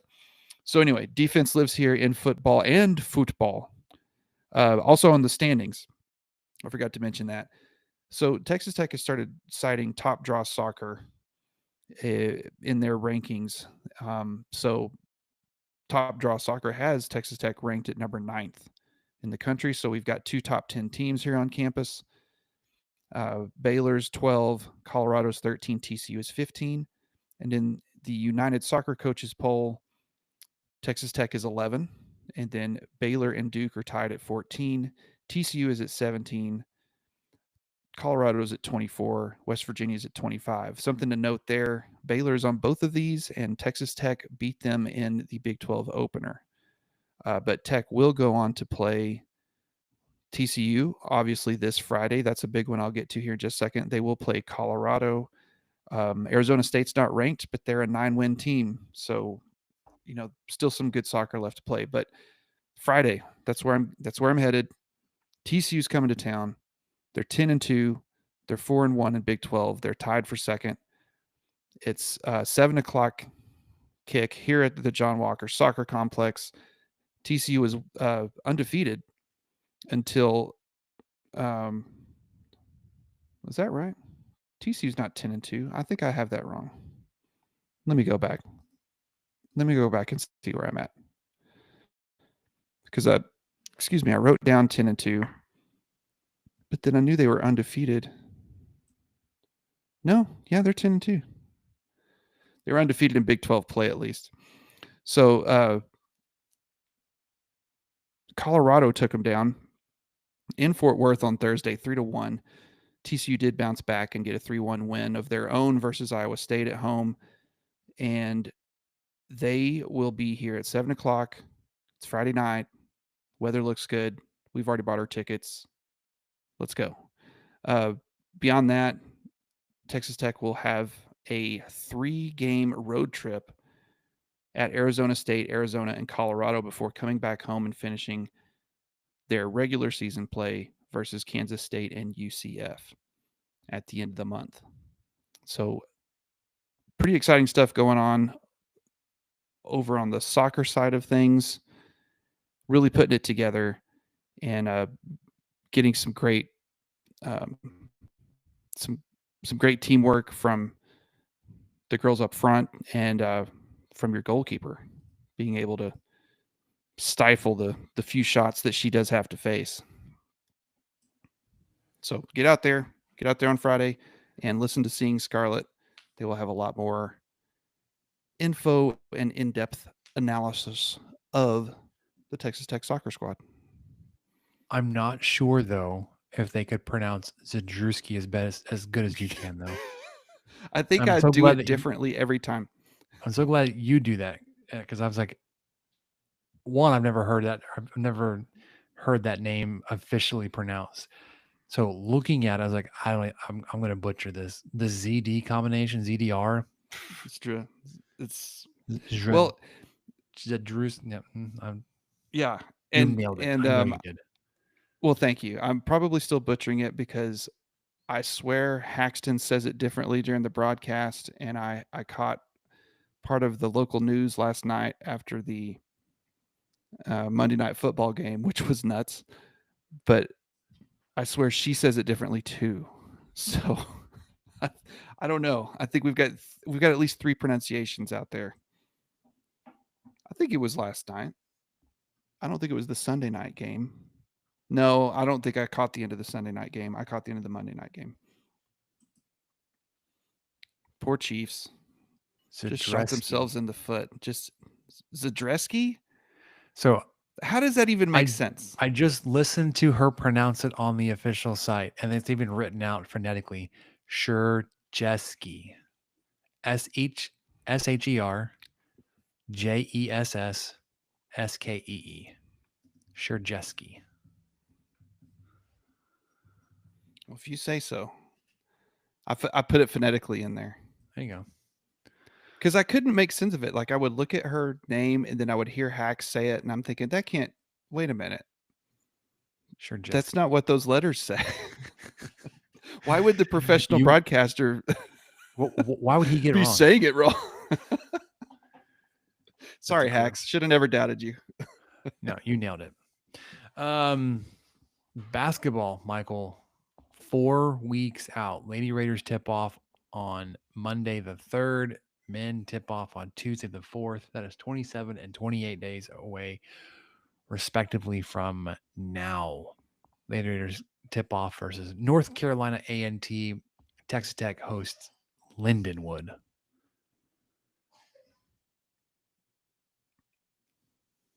We'll have a lot more to say about basketball coming up, but it's still football season, man. It is. It's hard to get over there. Baseball, the Shriners College Showdown was announced. But what's baseball? What is baseball? Yeah. So what do you think about one of your beloved Texas Rangers naming his son Camden? That happened today. It doesn't faze me at all. Go Orioles. Camden Yard. I mean, it's a great ballpark. I'm not yeah. And I'm also I'm not even sure how I'm supposed to feel about Bochy and Schumacher, that change, but we're talking about Red Raider baseball. Yes, just baseball in general. I mean, MLB playoffs are going on.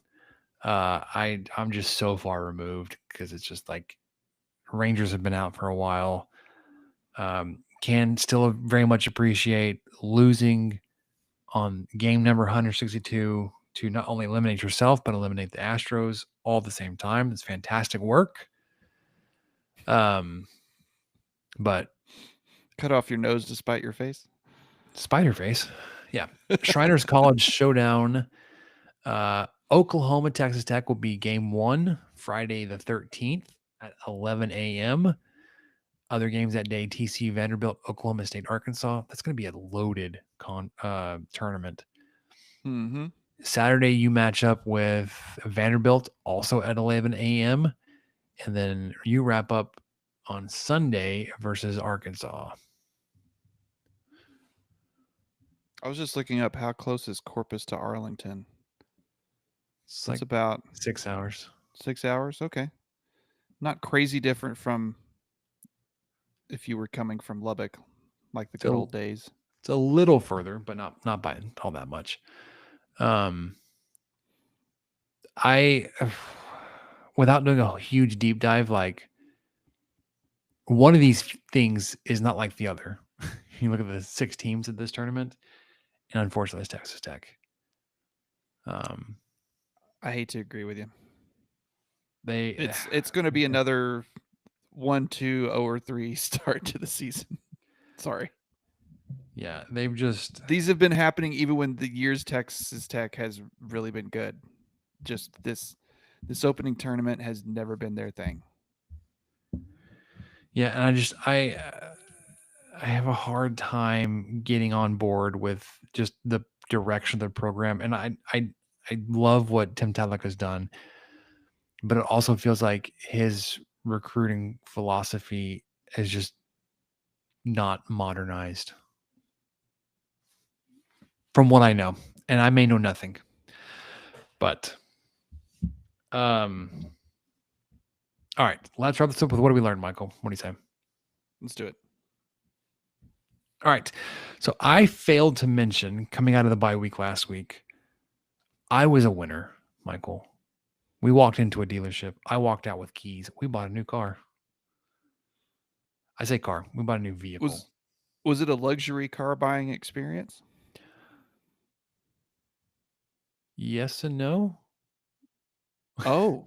In the sense that, like, I did all of the communication and fixing of terms and answering your questions in a low pressure, like best suited for Spencer, text messaging, some phone calls. I did not have to waste hours on end waiting in the dealership going back and forth.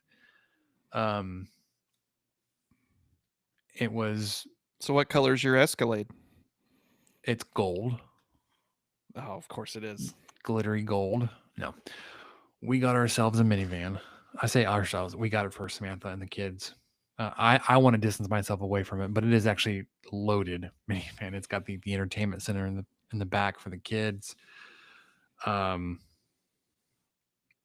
of the bells and whistles, remote start, automatic doors, hands-free lift gate, parking sense, whatever, all the things. And it's really nice. It's probably the nicest car we've ever owned. So I think I may have talked about this before, but it's worth mentioning again. Don't knock the minivan, because one of my good friends, his wife got a minivan and they had 3 kids, 2 older boys and a young girl, by the way. And he liked her minivan so much, he bought the exact same thing in a different color. So then they each had one. So, hey, you never know. 6 months from now, you might be coming back to me like, hey man. So we're a 2 minivan family now. No, so we've definitely floated the idea of moving on from the Super Duty. It's done us well. There are no issues with it. No, I mean, there are complaints. I mean, it's a 13-year-old truck, gigantic, and it rattles like nobody's business, like a old-timey wagon on cobblestone streets. But you needed it for the move. You didn't know you And needed it for no, a and it move when you bought 100%, it, but 100% it did. paid for itself. And I mean, maybe not in gas mileage, but in the ability to pull a giant U-Haul trailer and haul all sorts of stuff. It was Yeah, a it good thing to have. served us well. But there was a time when the new van was in the shop for some warranty stuff, and they gave us a loaner, and it was a third row SUV. And I wouldn't want this specific SUV, but I was like, you know what? I wouldn't mind one of these fuller, maybe crossover mid-size SUVs with a third row. I was like, I could do this. Like They're everybody could incredibly fit. easy to park. It was so much easier than this truck. This truck Oh, is I know. just a pain. And I'm getting spoiled now. The van doesn't need it, but the van has backup cameras. Mm. Then going back to the truck and trying to back, it's like I have to look over my shoulder. I have to look out my windows. I'm like, what the heck are we doing? My neck hurts. What is this? The 30s? The van, I turn this little knob into reverse, and the screen pops up, and it's got lines. It shows me where I'm going, and Which minivan did you get? So I can tell by the knob it's not a Toyota Sienna, I don't think. we got a Or Pacifica. no, Honda Odyssey. Honda Odyssey. That was the one that my wife had because it was a push button.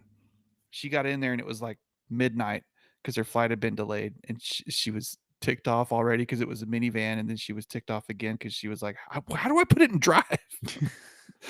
It just was not. Anyway, so yeah, I knew whatever she had was not a knob. So the Toyota Sienna. No, we got ourselves a Chrysler Pacifica. Oh, the OG. Well, so Samantha had a Pacifica back when it was an SUV. Now they've shifted it into a minivan. But now it's for sure minivan. Yeah, the little push start button, and then like right next to it is the shifter knob. You just dial essentially. Yeah. Well, congratulations. Biggest complaint we have is for whatever reason, there's like a dead spot or like some supreme interference with our Bluetooth at one very specific spot in our commute where like it'll just disconnect our phone, and it's the same spot every day. So it's like, it's got to be these buildings we're driving between. These apartment buildings right there on the coast, the shoreline, which, I can say that part of our commute goes up the shoreline. Yeah, we make this turn, and like it just starts it starts skipping, and then just completely disconnects our phone. I was like, Bluetooth is a very shortwave connection. It's not like we need to be able to see satellites or whatever. It's not like we're losing connection to our service. But for whatever reason, there's just interference right there at those apartment complexes. Your drive takes you by the shoreline. Mine takes me by I-27. Yeah, but you got a really fantastic. Who's got it better? You've got a great taco stand on the way. Burrito. Oh, Michael, I forgot to tell you.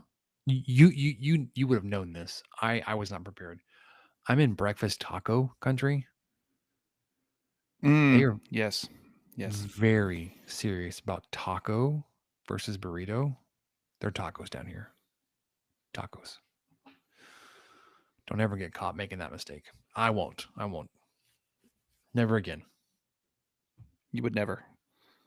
Never again. I just wanted to. So I learned that I think, not to toot our own horn, and really we didn't have much to do with it personally, but I think I helped secure the W against Houston last week just solely because of the game watching party I attended. Oh, our friends that hosted it, the food was just so good. The vibes were good. It was the dads were on the back watching the game while the kids were breaking their arms or whatever on the playground. It was fine. Mm-hmm. They were fine back behind us. The ladies got to stay inside and enjoy some conversation in some peace and quiet. But what was on the menu? That's where I'm headed. the menu. Right. We had green chili chicken enchilada casserole, homemade. There was HEB's smoked brisket queso Oh, that's a good winner. with Julio's chips and Julio's salsa. And so the kids could make their own nachos. So they could, there was also just, taco meat for nachos, sliced avocado, rice, and there were homemade sugar cookies. There were homemade chocolate chip cookies. And then the star of the show was one of the best sopapilla cheesecakes I have ever had. Say less, I'm coming. I don't know how she did Jumping it. in the car. It was because when we make them, we almost chill them because you don't want to cut into a sopapilla cheesecake when it's still so warm that it's just kind of goopy, and so you really want to get it, at least room temp or something. I still don't know how she did it, but it was just the perfect amount of warm in the middle, yet the crunchiest, most perfectly crisp top I've ever had on a sopapilla cheesecake. Like she's a magician. I don't know how she did it. Anyway, I'm just saying, with all of that going on, I think, and I had no part in this except I showed up hungry. And There you go. I mean, my wife did. She brought some things. Oh yeah, she brought black beans too. We actually brought the queso, but like it's not like I made it. HEB made it. Stellar They know queso, what they're doing. Yeah. Oh, so yeah, I just, it was a very good menu. I was so honored to be there, and I hope they host another game and invite me to come eat more food. I'm also recognizing and also just very appreciative that we don't have the type of fans that are going to clip us, Michael. In a 37-second span there, we both said something that was pretty embarrassing. So, Oh no, what did I do? well, I'm not going to repeat it either of the things. I'm not really going to draw any more attention to it, but both of us said Okay. something that out of context was like, wow. Oh, they're talking about food. Wow. There's some big Well, of course bags. we are. Yeah. No, we're not talking about women. We're talking about food. Oh gosh, I don't even know what I. Okay, all right. Nope. All right. It's spooky season. It's also flu shot season, Michael. And as a healthcare, as a member of the healthcare community, not that I provide healthcare, I am here just to remind everybody, it is time to get your flu shot. I got mine today. Get yours. Don't be laid up on the couch, missing work and other fall activities, family gatherings and parties because you got the flu. I need to get mine. Our office hires your former employer to send a nurse.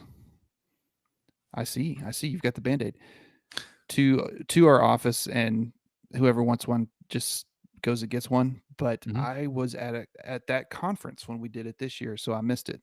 I'm just so spoiled to not having to think about it, so I need to actually think about it and go get the pharmacy. I think even get that taken care of. You get that United and get like a discount on your shopping that day. So, oh man. So load up on some that. of their queso. They've got a good queso. Gosh, their they had a seasoned great chips. Yeah, and they had a great pumpkin spiced baked goods section today when I went for lunch, and somehow I didn't buy anything. I was very impressed with myself. That's a type of mental fortitude and discipline we all could use. Ugh. I would have broken down. I bought pumpkin spice oatmeal cream pies this weekend. Just to let you know where I'm at. I would absolutely do that. We have butterscotch beer at the house. Well, all right. I mean, it's not beer. It's like root beer, but butterscotch flavored. It's a soda. It's delicious. Allison put some ice cream in it the other day. Had a little butterscotch beer float. Man, hit the spot. Sounds fantastic.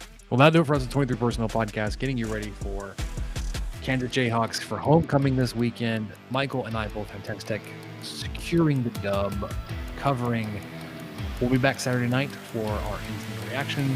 For Michael, I'm Spencer. I'll catch you guys next time.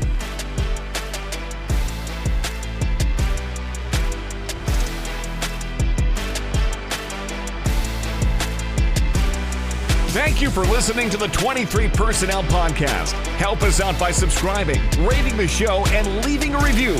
Follow us on Twitter at 23 Personnel, Spencer at PuntSuck, and Michael at Michael_LVK. Be sure to catch the next episode.